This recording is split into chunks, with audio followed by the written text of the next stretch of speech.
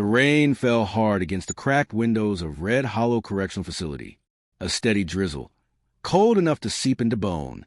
Somewhere inside, deep in the heart of the prison, something stirred, something no guard was meant to see.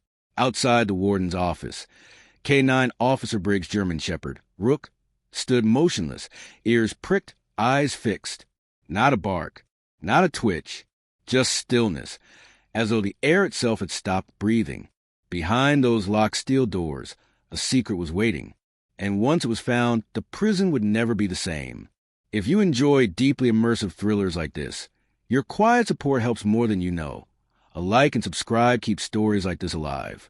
The clock in the warden's office ticked past 2:14 a.m.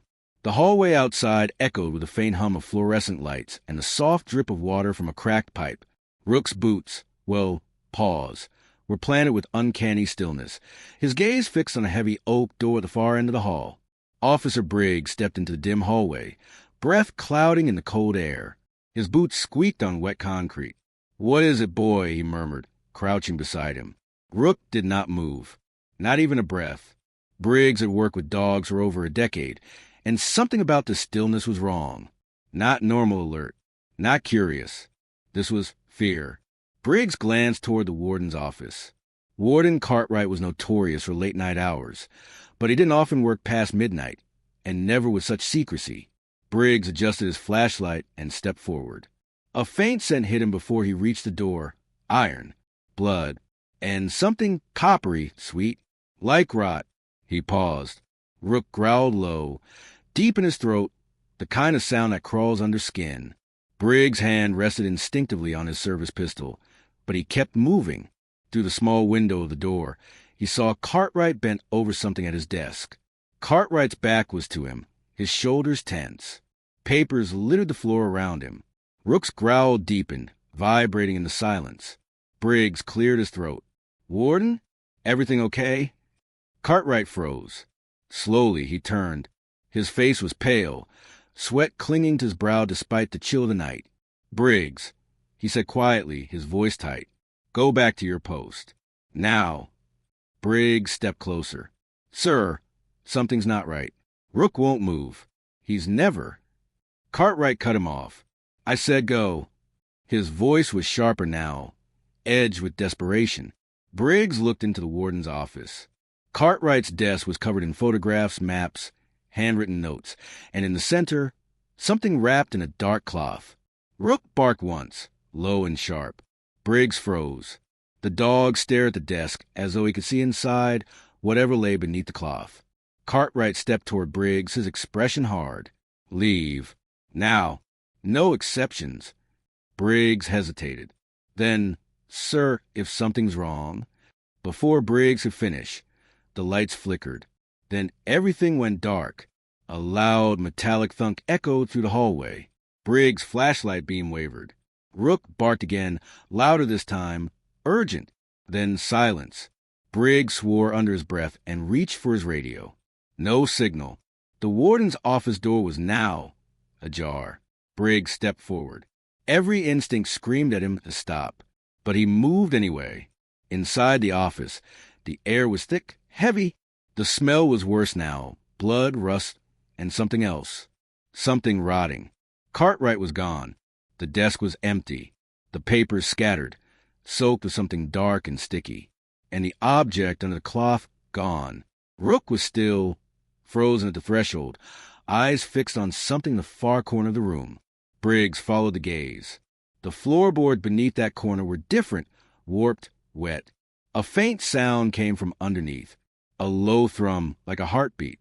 Briggs swallowed hard. "Warden?" No answer, only the sound of that heartbeat, growing louder, and then the floor began to move. Briggs stood frozen at the threshold of the warden's office, every nerve screaming to retreat. But Rook didn't move. The dog stance was rigid, ears forward, teeth showing just enough to make Briggs' skin crawl. The sound beneath the warped floorboards, a slow, pulsing thud, filled the silent hallway. Not the steady rhythm of a clock, not the regular beat of a heart. Something slower, deeper, unnatural. Briggs crouched, shining his flashlight at the warped boards. The beam revealed faint stains seeping into the wood, dark red, almost black. It glistened wetly in the light. He bent closer. The wood shivered under his flashlight beam, as if responding to something unseen. Rook growled again. Low. Warning. Briggs' hand found his pistol, but he kept his voice low. Warden? Briggs said again. Still no answer. Only the heartbeat sound, slower now, deliberate. His boots scraped the floor as he stepped closer to the strange corner. His flashlight illuminated the warped surface. There was a faint crack in the wood, jagged and unnatural, like something had been forced through. Then a whisper of air escaped the gap, cold air wet with decay. Rook barked sharply, then lunged forward. Briggs stopped him with a hand. Easy, boy. He moved toward the crack, flashlight trained on it. The sound below, that awful heartbeat, grew louder. The air from beneath smelled of earth and something metallic, something acidic. Briggs' stomach twisted. He took a deep breath. Cartwright, he whispered. His voice echoed in the silence. Then something shifted below the boards. A faint scraping sound, like fingernails on stone. Briggs froze. Rook barked again, insistent. Then silence. Slowly, Briggs kneeled. His flashlight beam found something unsettling. The warped boards were not just warped. They had been deliberately altered. A hatch, hidden perfectly. The kind of thing that took time, tools, and secrecy to build. Briggs' heart hammered in his chest. He reached for his radio again. Nothing. No signal. Rook, hold. He pressed his boot against the hatch and tested it. The board shifted slightly, but it was locked tight. Briggs looked around. The scattered papers on Cartwright's desk suddenly seemed important.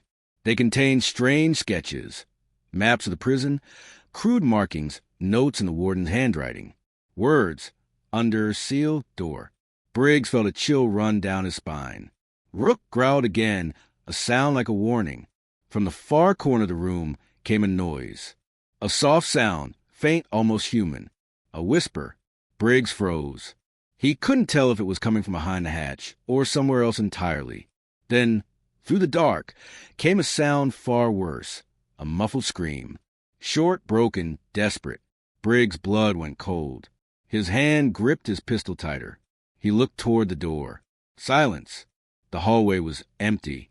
Rook stood at his side, growling, his body stiff. Something broke the silence. Footsteps. Slow. Heavy. Coming from the hallway. Briggs ducked behind a desk, pistol ready, flashlight low. The footsteps stopped outside the office. A voice, Cartwright's, barely above a whisper. Briggs, you shouldn't be here. Another sound followed. Not a voice, but a dragging noise. Something wet against stone. Briggs peeked around the desk. Outside, the hallway was empty again. No Cartwright. No sound except for that terrible heartbeat beneath the hatch. The air was growing colder. The light from his flashlight seemed to dim, as if swallowed by the darkness. Briggs glanced down at Rook, and the dog was staring directly at the hatch.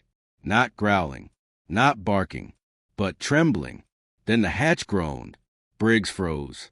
The sound was low, deep, unnatural. A voice seemed to rise from below. Not a human voice, not fully, but something warped, strange. A whisper of language Briggs couldn't understand. He glanced back toward the scattered papers. One page, what was something dark, was folded strangely. He picked it up. His breath caught. On it was a crudely drawn symbol, a circle with jagged spikes, almost like teeth, surrounding a dark center. Beneath it was one word, release. Briggs swallowed hard. Rook barked once. Then, suddenly, the hatch shuttered again. This time, the board began to give way. A gap opened slowly, revealing darkness beneath, and from the gap came a hand, pale, thin, covered in something black and glistening. Briggs stumbled backward. Rook lunged forward with a ferocity Briggs had never seen. The hand disappeared. Then silence. Briggs' radio crackled. For the first time that night, a distorted voice said, "Don't open it." Static swallowed the sound. Briggs was alone again, but something below the floor was alive. Something waiting, and it was calling. The air in the hallway was colder now, bone-deep cold. Briggs' boots squeaked softly against the wet concrete as he backed away from the gaping hatch. Rook stood at the edge, growling, hackles raised. The heartbeat beneath the floor had stopped. Silence swallowed the moment whole. Briggs swallowed hard and pressed his back against the desk, breathing fast. His pistol felt heavy in his hand. He glanced at the scattered papers again. The sketches, the strange symbols, the word release. Everything felt wrong. He could hear it in his bones. Somewhere behind him, the hallway lights flickered, casting long, unnatural shadows. Briggs heard faint footsteps, slow, deliberate, coming closer. His eyes snapped toward the warden's office door. It was closed now. Briggs. Cartwright's voice came again, low, pained. Not an order this time. A warning. Briggs stepped toward the door. "Warden, where are you? What's going on?" No answer. Just silence. Then, from somewhere below the hatch, came a sound that made Briggs' blood run cold. A low, guttural growl, followed by a voice. Not human, not fully, but speaking his name. Briggs. It rasped. The hairs on his neck stood on end. Rook barked violently, lunging toward the hatch. Briggs stumbled forward to restrain him. The hatch shifted again, the floor trembling underfoot. Something moved beneath. Something alive. Briggs forced himself to look down. From the darkness came another hand, twisted, pale, dripping black fluid. But this time it wasn't alone. Figures began to stir beneath the boards. Shapes that writhed and shifted. Faces hidden, bodies broken. A low chorus of whispers rose around him. He stumbled back. Rook back. But the dog ignored him, staring down into the darkness as if hypnotized. Briggs realized he couldn't leave without knowing. He gripped the hatch and pulled with all his strength. The boards gave way with a loud, splintering crack. The darkness swallowed him. The chamber below. Briggs fell into cold dampness, his breath stolen by the stink of decay. Water pooled around him. His flashlight illuminated a vast underground chamber, carved from stone and lined with ancient markings. The air was thick, almost alive, pulsating in rhythm with something beneath the earth. Figures moved in shadows, broken shapes, pale and malformed. They whispered in a language that clawed at Briggs' mind.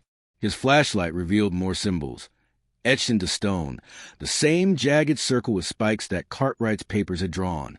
From the darkness emerged Cartwright. His face was pale, eyes wild, sweat and blood mixing on his skin. "You don't understand," he gasped. "They've been here for centuries. They're bound until someone opens it." Briggs aimed his pistol. "Who? What are you talking about?" Cartwright shook his head violently. "Not what? Who? This prison was built over it. Over them. I swore to keep it sealed. But—" His voice broke. "The door is broken now." Briggs looked past him. The figures moved closer. Shapes of men and women, bound by chains of light and shadow, their faces twisted in silent agony. Briggs' stomach turned. One stepped forward. Its eyes glowed faintly, black as oil. It smiled. "You freed us," it whispered. Briggs fired. The sound echoed in the chamber, deafening. Cartwright fell to his knees. The figures recoiled, but not for long. They surged forward. Briggs fired again and again, but his pistol clicked empty. Rook growled louder than ever before, lunging at the nearest figure. The chamber erupted in chaos, whispers becoming screams, darkness becoming living hunger. Briggs fought to the wall, breathing heavy, heart pounding. His mind was screaming for escape, but his boots were stuck in mud, and something else, something pulling. The aftermath. Hours later, when dawn broke over Red Hollow, the prison was silent. The guards found the warden's office empty. The hatch under the floor was gone. So was Briggs. The only signs of that night were Rook, pacing endlessly outside the warden's office, growling at nothing, and a single scrap of paper found in the warden's desk drawer. On it, written in shaky handwriting. They were waiting. Now they're free.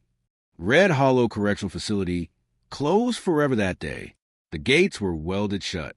No prisoner was ever transferred again. No guard dared enter.